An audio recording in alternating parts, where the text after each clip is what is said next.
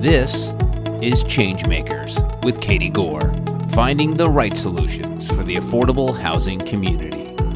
This week's ChangeMaker is Doug Menges, the Executive Vice President of Many Mansions, a nonprofit organization that provides well-managed, service-enriched, affordable housing to low-income residents of Ventura and Los Angeles counties. Doug joined Many Mansions in 2014 and is responsible for the acquisition and development of properties for the organization. Doug, welcome to the podcast. Thank you very much. Thanks for having me. I am glad you're here today, and I first heard about Many Mansions after reading about your Mountain View Apartments project. So I want to walk through that, but before we talk about Mountain View Apartments, first tell us about Many Mansions. Who do you serve? Where are you located? And what you guys do? Absolutely. Well, first of all, thanks for having me. Many Mansions as you said, is a nonprofit affordable housing developer. We're located in Thousand Oaks, California, about 35 miles northwest of Los Angeles. We service primarily Ventura and Los Angeles counties, but we're expanding to other parts of Southern California as well. We've been in business since 1979. We started out as a rental assistance firm and then gradually began to build housing. We currently own or manage over 600 properties, and we have 5 more in construction right now. So do you guys describe yourselves more as a developer or a provider, or does it really matter what the description is as long as you're doing the work? Yeah, it's a very good question. We are a one-stop shop. We are primarily a developer, but we also provide our own services, and we also manage our own properties. We're a comprehensive housing provider. When you look at the landscape of Southern California, I'm sure it is daunting, but what are some of the most pressing affordable housing needs in your field or in your perspective? Is it a comprehensive provider, or is it just building more supply? Everyone has heard about the growing homelessness crisis, and most of the homeless in the country, I think it's been well documented, are here in California. And the needs start there. We're currently not in the homeless shelter business, although one of our projects is actually starting a locally owned and managed navigation shelter. The bigger need goes up from there. Basically, working families, individuals who have some type of supportive need, and there isn't enough land. We're always seeking funding. We're always seeking support from the community. I mean, there's a need across the spectrum for more affordable housing. You mentioned the growing homelessness population, and it's not a unique thing for Southern California or California. There's several other cities.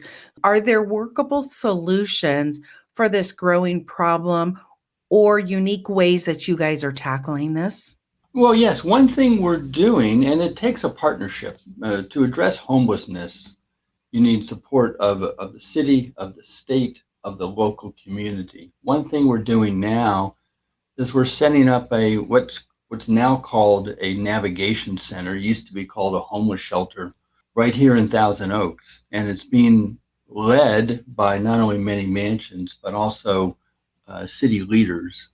In order to solve this crisis, it's going to take that kind of thinking, that kind of partnership.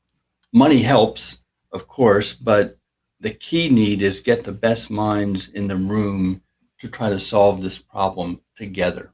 There's been some community resistance even in several communities in California for building new affordable housing. Have you seen other ways to navigate that, or is that part of that partnering you're talking about and getting to the community first? Yeah, we've had our successes and near misses regarding getting neighbors behind us. It does take education. It does take a lot of transparency of what affordable housing is and what it can be and how it can help the community. Our biggest success has come from where we've gotten out in front. We've had a number of meetings with the neighbors. We've given them our initial ideas. We've gotten feedback and changed our design to accommodate what the neighbors think. The worst thing that one can do as a developer is to come in, not talk to anyone, try to sneak a project in, or threaten the city. That approach does not work. It takes a lot of collaboration, a lot of working, and a lot of patience. A lot of patience. Mountain View took 6 years to develop and build. How did you guys get your name, Many Mansions? It's a great story. The city leaders in Thousand Oaks came together in 1979. We had a board member and we had someone who was on the city council get together, and they gathered a lot of organizations, faith-based organizations, businesses, government, individuals, and they were searching around for a name. The name Many Mansions comes from the New Testament, John 14:2, and it was actually a rabbi who suggested this name.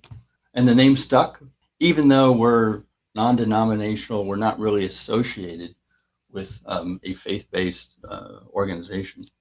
I suppose it's the analogy, everybody being able to have a place that is set aside for them and having that location. And I'm sure the reference was meant for an eternal location, but you're living in the here and now, looking for the earthly residence, aren't you? Yes, and I think in the name is an indirect reference to how we build affordable housing. I challenge anyone to walk onto any of our properties and say, oh yeah, this is where low-income people must live. Our properties are well maintained, they're beautiful, they have cutting-edge technology, whether it's energy efficiency, water resources, the latest in building technology, and they're gorgeous. They're absolutely gorgeous. They are many, many mansions, if you will. Let's talk about some of those things because that's a standout for you guys. You have physical and aesthetic improvements on several of your communities. Do you want to first highlight a couple of those, or do you want to get right in and start talking about Mountain View? First, the overall of building affordable housing these days is it needs to be cutting edge. Some of it is required. All of our properties are electric these days.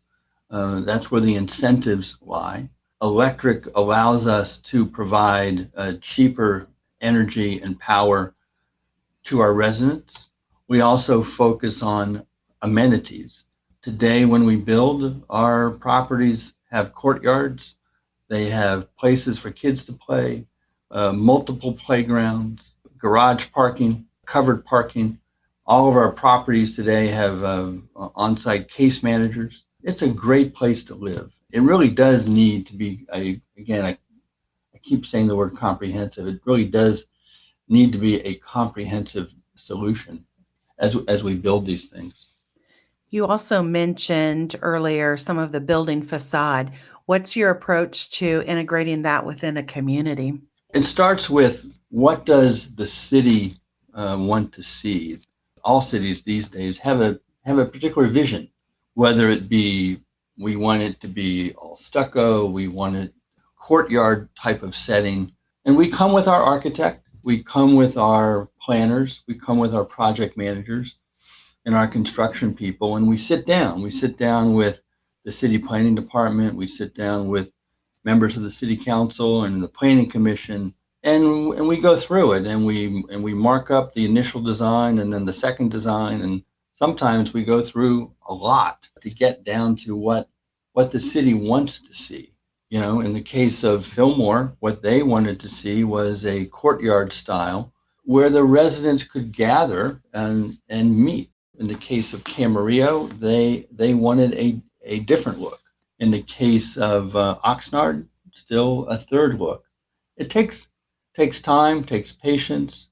Once you have a good sense of what the city wants, what the community wants, then you begin to socialize that with neighbors, with stakeholders. And there you gradually come to a design that people like and can be proud of.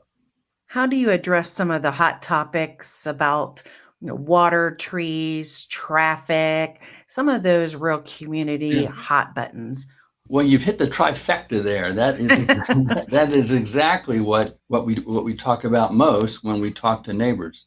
Where is the water going to come from when we build these multifamily apartments? And we point out that, well, the water usage based on everything being super efficient inside the unit and the use of landscaping outside the unit is probably less than that neighbor is using for their own house. So for water, we are super aware that all of these projects have to be efficient. Trees is a hot topic in some areas. Of course, oak trees in Southern California, especially in Thousand Oaks, it's very important. No one wants to see the name changed to 995 Oaks. It's 1,000 Oaks. So we have to build around certain trees, whether they're oak trees or other landmark trees. And that's very possible if you have the right design team. Traffic is one of those areas that has to be, again, addressed up front. Everywhere we go, we do hear a complaint of there's too much street parking now, and you guys are probably going to come in and mess up the streets even more. And we point out that generally, especially when we're building in the suburbs, we're going to have more parking than is required, not less, but more. In an urban setting, we're incented to actually have less parking because we like to build near public transit, and that's fine. But when we go out to the suburbs, we like to have enough parking, not only for residents, but their guests and also everything else. Just a couple years ago, you guys were named Developer of the Year by the Southern California Association of Nonprofit Housing. What was the impetus that led you guys? Was it a particular project? Was it just doing all of the right things that you mentioned? How did you guys win that award? We earned that award based on the first veterans project that we had in Ventura County, a project in Oxnard called Ormond Beach, where we took what was basically a failed condo development and we slightly changed the design. We now have 40 units of all veterans housing. It's been very successful. It went into an area of Oxnard called Ormond Beach. If you look hard enough, you can basically see the ocean from the top floor of our property. We work with a local architect to change some of the facade, and that project won the award for best project. And then based on that, we won, and all the other work we're doing, we won the big prize. It was quite an honor. We go up against a few dozen projects, and ours was selected. How fast did you lease up those 40 units for veterans?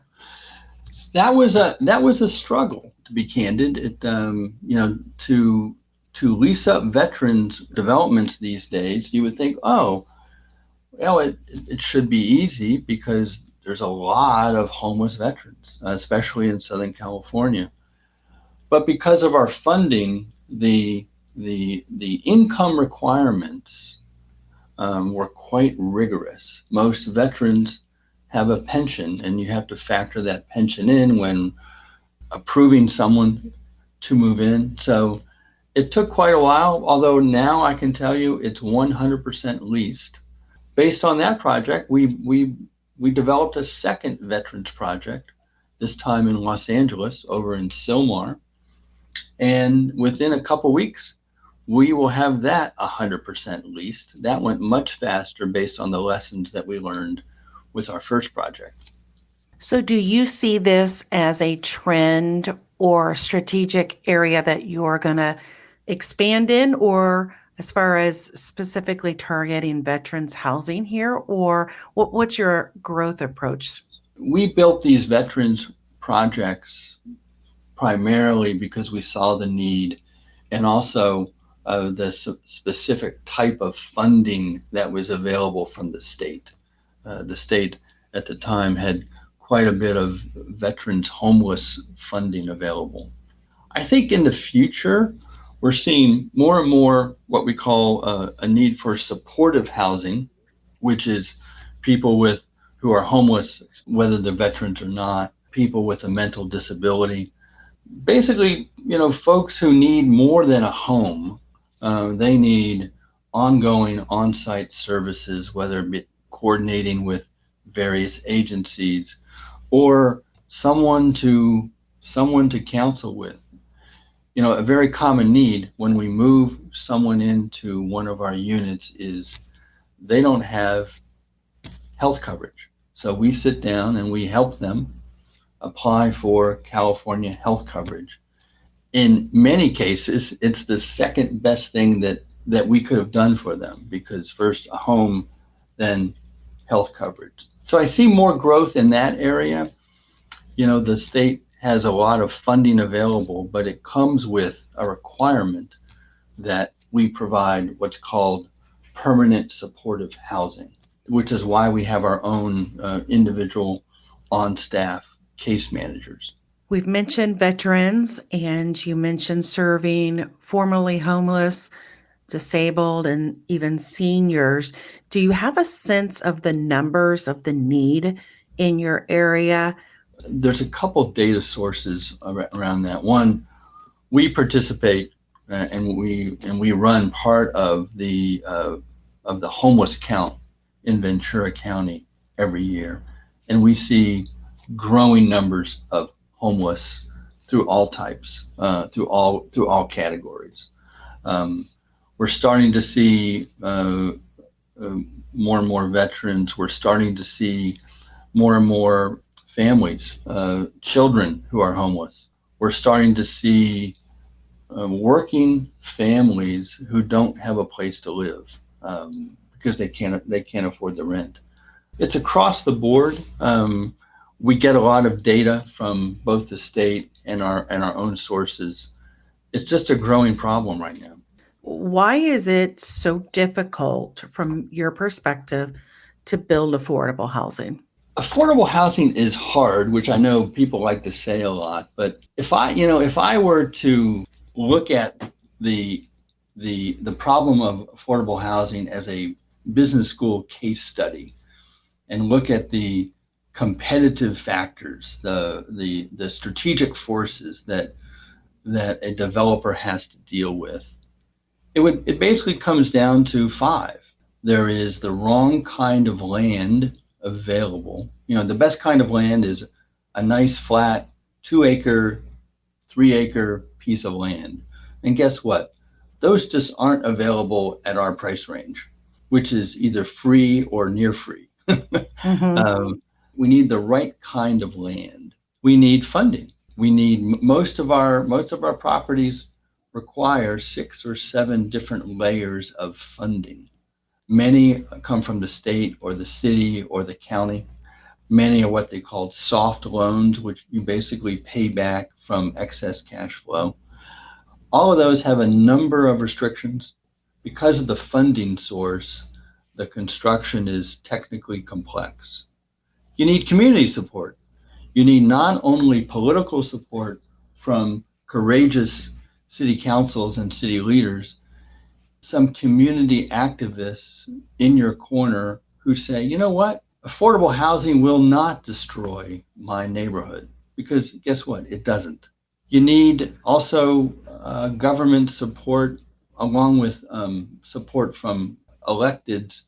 You need to have a good relationship with staff planners, city planners, public works officials to understand and make sure that they understand what you're trying to build. And then the 5th one is you need joint venture partners. Today, we simply aren't building many projects without some type of partner who has complementary strengths. We're building in Boyle Heights now with a local developer. We build a lot of our projects with the local housing authorities, particularly in Ventura County. The Area Housing Authority of the County of Ventura has been a great development partner of ours. They bring their own strengths. So you need those 5 things, and you can't do it with 3 of the 5. You need all 5. That's what makes building affordable housing difficult. Okay, well, I want to get into the Mountain View apartments, Doug, but we have to do that the next time on ChangeMakers. So, coming up in the second part of my talk with Doug Menges, the Executive Vice President of Many Mansions, Doug talks about the type of talent that they're looking for to join their organization. We try to attract people that are curious, that want to fix things, that maybe have some good project skills, but are great people. Thanks for listening to ChangeMakers with Katie Gore. To find out more about Katie, go to quadel.com. That's QUADEL.com. This has been a production of Forbes Books Radio.